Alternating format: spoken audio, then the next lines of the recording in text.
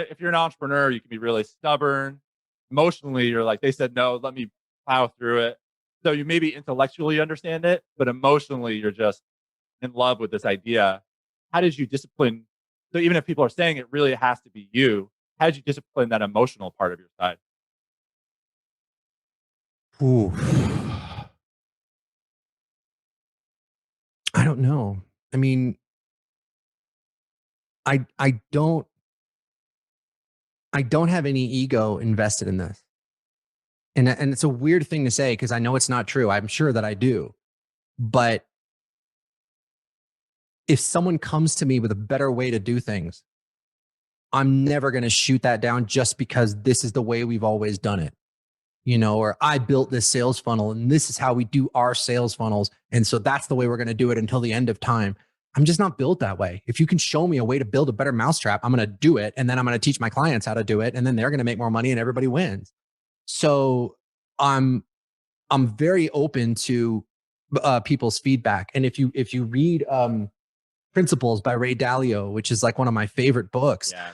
I mean, that's the recurring theme through that whole book is that you're going to be wrong most of the time and your ideas are going to suck most of the time. And if you're running a business, you should always be aware of that. Not that you shouldn't have faith if you really feel like something is the right move. Of course you should. And you got to take those leaps of faith. Like I said, we should always be open to the fact that you are wrong. And many of those ideas are just bad ideas. It looks good, but you take a second, you think about it, you do the math, you do the numbers, and you realize this is like the longest possible path to get to where I want to go. That's another obsession that I have is I'm always obsessed with finding the fastest, most efficient way to get to where I want to go. I'm very clear on what our outcome is. And it's like, how can I get there in as few steps as possible? And that is like a meta program that's just always running in the back of my mind. How can I do this with a minimal expenditure of energy? I'm not one of those people that believes in like the whole rise and grind thing. If I believed in the rise and grind thing, I would still be doing live webinars instead of automating my webinars, which makes us more money and saves me hundreds of hours. You know what I'm saying? Yeah, yeah. Well, I've really seen that in you. And it sounds obvious. Why wouldn't everyone want to do the most efficient thing?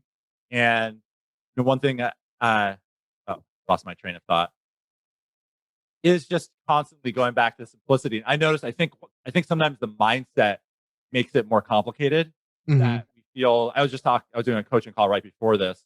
And I was like, his path to getting where he wanted was so convoluted, but it was just because he was afraid of the direct path. There was something he was afraid of.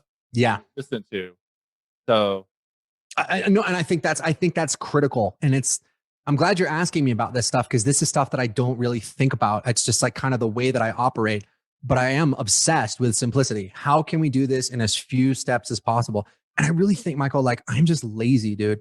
Like, like so many of the innovations that became clients on demand was just laziness. Like people were like, when I was first starting out, people were like, start a blog, start a YouTube channel, post 4 videos a day and make tons of videos. And then eventually you'll build an audience and a following. And then eventually those people will hire you and da-da-da. And in 2 years, you could be making, $5,000 a month. I was like, I don't want to do any of that shit. You know what I mean? Like, and so anytime I had that reaction of like, that sounds like really not fun, I would think to myself, well, there must be a better way to do this. There must be a more efficient way to do this. And 9 times out of 10, I would find it. But I feel like if I was like, I always look at guys like Jocko Willink, you know what I mean? Like Jocko Willink is all about hard work, David Goggins. Or David Goggins, right? Like if I was David Goggins, I wouldn't have had any of these innovations because I would have just said, yeah, man, I'm going to make those. They're telling me to do 4 YouTube videos a day. I'm going to do 20 YouTube videos a day. I'm going to spend 8 hours a day making YouTube videos and grind it out. Well, it's like, it's no good climbing the ladder if the ladder is leaning against the wrong tree. It's no good climbing the ladder if there's an elevator right around the corner that you can take instead, So in a way, I feel like I've always been very envious of those people that have that like insane work ethic and discipline where they can do stuff that they genuinely do not enjoy over and over and over and over and over again to get what they want.